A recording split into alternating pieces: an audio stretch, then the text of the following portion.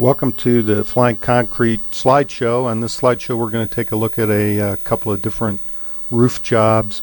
The main one we're going to look at is a job under construction in southern Colorado.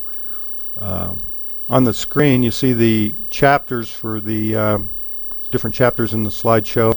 If you're mostly interested in roofs, for example, you can just go down to number 3 and start on roofs. Here is the building under construction. You can see the site is spectacular with the Sangre de Cristo mountains in the background. There's no solar obstructions at the site. It's about 8,000 feet elevation, cold in the winter, and good sun year-round. Two of our main ideas on building this structure were, number one, build it in 2 different parts using movable formwork, and number 2, use a tractor or a loader to place material on the roof. Here we're placing material, concrete, on the second half of the roof. The red arrow is pointing towards the back half of the roof, which has already been done. Another photo showing the whole building. The red arrow points to the back half, which was done first, and the yellow arrow points to the front half, which was done later.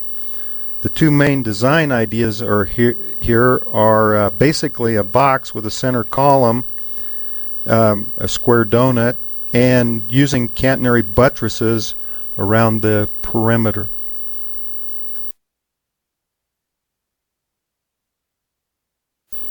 Let's look first at the square donut idea. This drawing is from Bo Atkinson's website and shows this idea.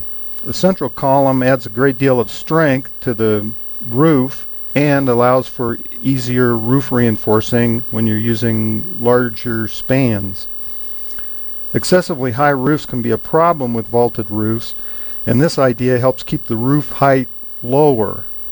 That's important in our case because we're building another floor on top.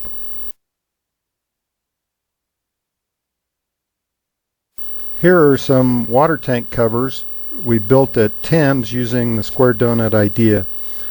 Each roof cover has 4 nearly identical pours using movable formwork. The formwork is moved and reused 8 times. The red arrow is pointing to the central column.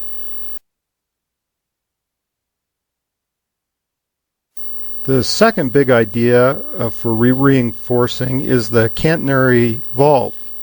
Here is a catenary under construction using pumice blocks. A catenary curve is the shape you get when you hang a chain. It's in complete tension when it's hanging. You turn that shape over and it's in complete compression.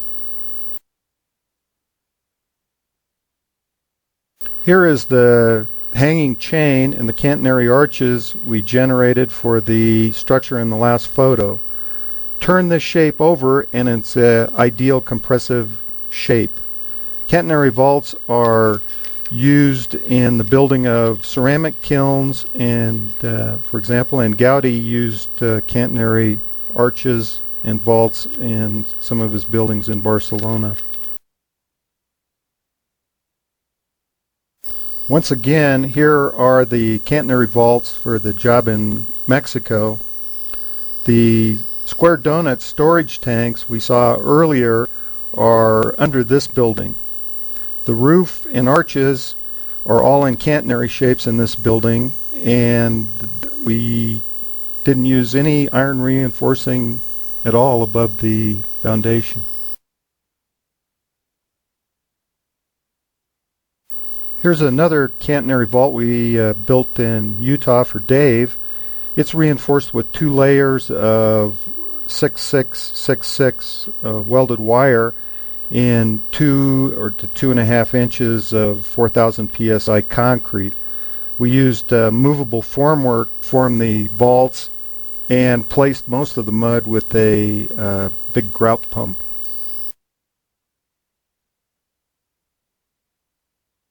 This is a comparable catenary that we built in Mexico using no reinforcing. It was built with about 8,000 20-cent pumice blocks, which we laid against the driveway mesh, which acted as a formwork. The wooden formwork could be considerably less than what's shown here. We just had some 4x4s in the old wood pile and reused them.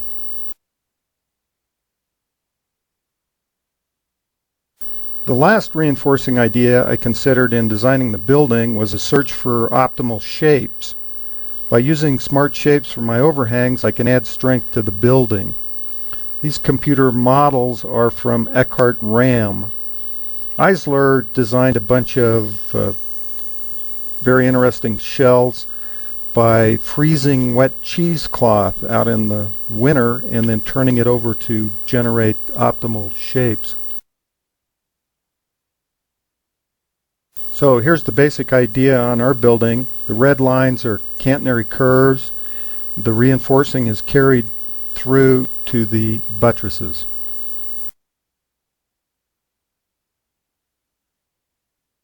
Once again, the hanging chain that we used to generate the catenary curves. Another cross section. The red line is the catenary curve and the blue lines are the square donut.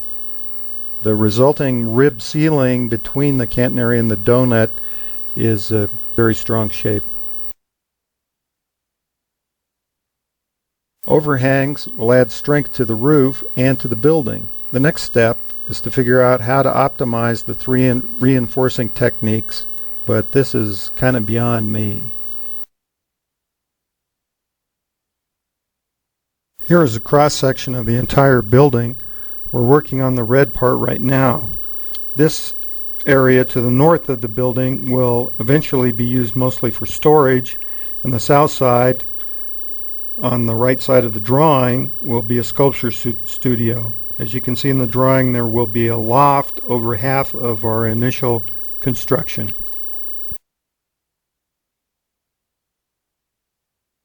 Once again, the red lines are catenaries. I'm looking for ways to place the reinforcing along these curves as we generate the rest of the building. Here's our foundation plan for stage 1. We'll talk more about the foundation later. At this point, the whole thing looks pretty square, but we'll try to get rid of that. This drawing is very close to our actual floor plan. The red stuff was the only major change. This is a model of 3/4 of the roofs using modeling clay. You'd lay on your back to see this view. There were changes made. The lower left section is different and the skylight got moved. But this gives us a quick idea of what the interior of the roof will look like. These are the perfect pumice blocks that we got for building the walls.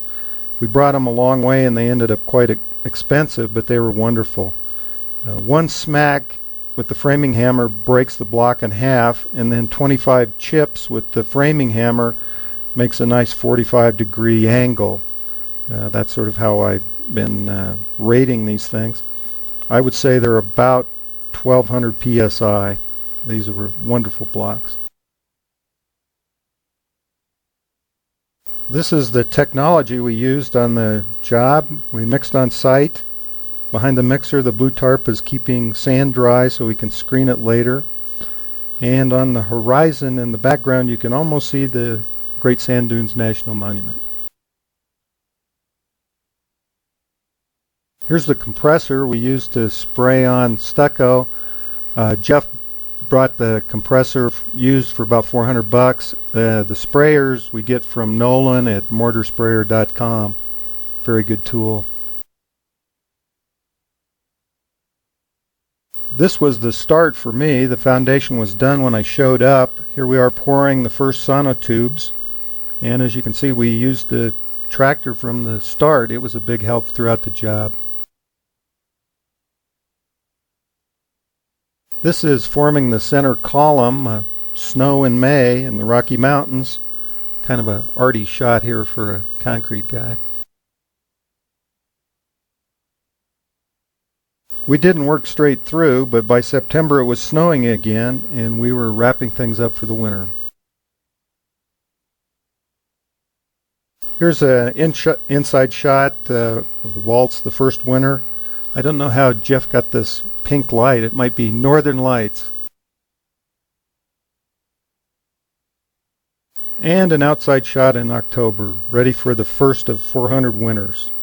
The main structural threats to this building are lightning or meteorite strikes, and since the area is known for UFO sightings, I guess there's a chance that the aliens could come and take away the whole building in the middle of the night. One of the things to consider here is this building will be easy to remodel in 50 years.